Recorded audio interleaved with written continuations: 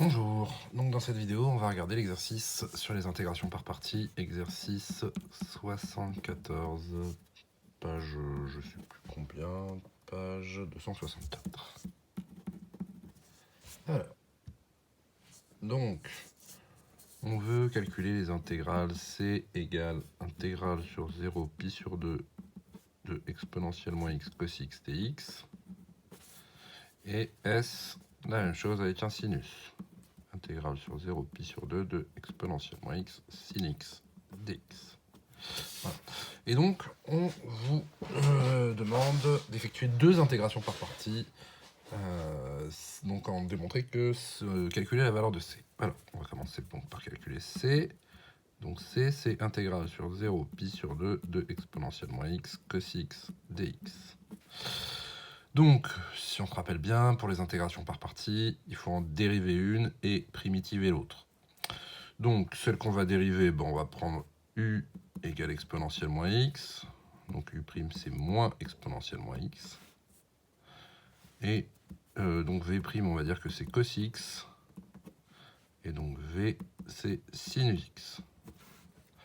Voilà. Donc, cette intégrale-là, elle vaut quoi? Elle vaut donc un terme tout intégré, qui est donc u fois v, c'est-à-dire exponentielle moins x sin x entre 0 et pi sur 2, moins intégrale sur 0 pi sur 2. Donc là, c'était intégrale de u v', donc ce sera l'intégrale de u'v, donc de moins exponentielle moins x fois sin x dx. Voilà. Donc, qu'est-ce que ça donne tout ça? Ça donne... donc ici, ça fait exponentielle moins pi sur 2, sinus pi sur 2, moins exponentielle 0, sinus 0, plus intégrale sur 0 pi sur 2 de exponentielle moins x sinus x dx. Le plus, c'est parce que moins, il y a deux moins. Moins fois moins, ça fait plus. Donc, on obtient exponentielle moins pi sur 2, exponentielle moins pi sur 2, plus intégrale de 0 à pi sur 2 de exponentielle moins x sin x dx. Ce terme-là vaut 0 parce que sinus 0, ça vaut 0.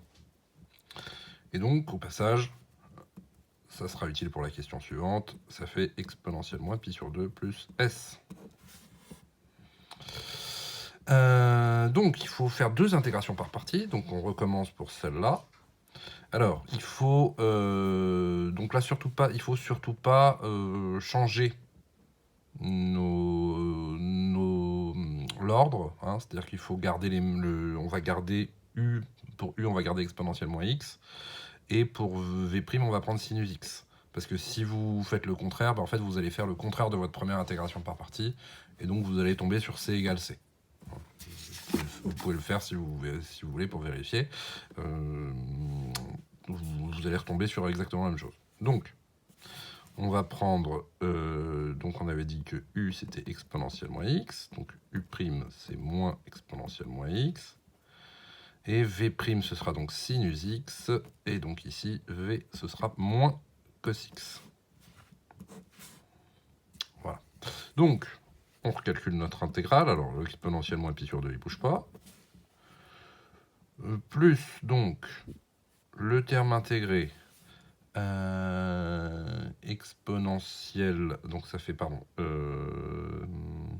donc c'est exponentielle moins x fois moins cosinus x, 0 pi sur 2, moins, donc, alors là, il y a plein de moins qui vont sortir, intégrale de 0 à pi sur 2, donc c'était l'intégrale de u v' ici, donc là ça va être l'intégrale de u'v, donc moins intégrale de 0 à pi sur 2 de moins exponentielle moins x fois moins cosinus x dx. Alors là, le problème, c'est les moins. C'est ça qui risque de... C'est là que les risques d'erreur sont les plus importants. Donc exponentielle moins pi sur 2 ne bouge pas. Ici, on a donc exponentielle moins pi sur 2 fois moins cosinus pi sur 2. Donc cosinus pi sur 2 valant 0, ça fait 0. Hop. Moins exponentielle 0 fois moins cos 0. Ok. Alors, ici, donc on a moins et moins qui font plus. Troisième moins, donc il reste moins. Intégrale de 0 à pi sur 2 de exponentielle moins x cos x dx. Et donc on obtient quoi finalement? Tout ça c'était c, hein. Donc on obtient c égale exponentielle moins pi sur 2 moins exponentielle 0 fois cos 0, ça fait fois moins cos 0, donc ça fait moins 1 fois moins 1, donc plus 1, moins c. Cette intégrale-là, c'est c. Donc on obtient 2c égale exponentielle moins pi sur 2 plus 1. Je passe le moins c de l'autre côté. Et donc c égale exponentielle moins pi sur 2 plus 1 divisé par 2. Voilà, ça y est. Donc on obtient bien ce qu'on nous demandait. Alors, en utilisant la démonstration précédente, exprimer S en fonction de C, ça on l'a déjà fait, hein, un petit peu plus haut. Vous aviez donc ici, deuxièmement petit a, vous aviez donc C égale exponentielle moins pi sur 2 plus S.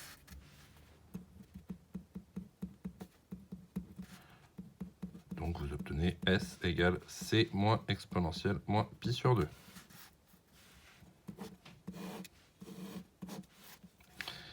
Et donc, petit b, en déduire la valeur de S, bah, c'est pas très compliqué. S, c'est donc exponentielle moins pi sur 2 plus 1 sur 2 moins exponentielle moins pi sur 2.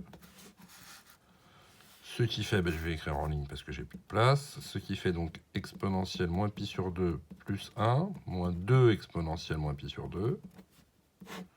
Sur 2, je mets tout sur 2. Hein. Et donc vous obtenez finalement S égale 1 moins exponentielle moins pi sur 2 sur 2.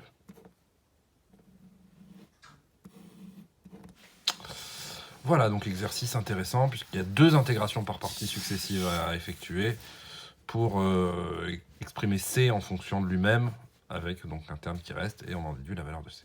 Voilà, merci beaucoup.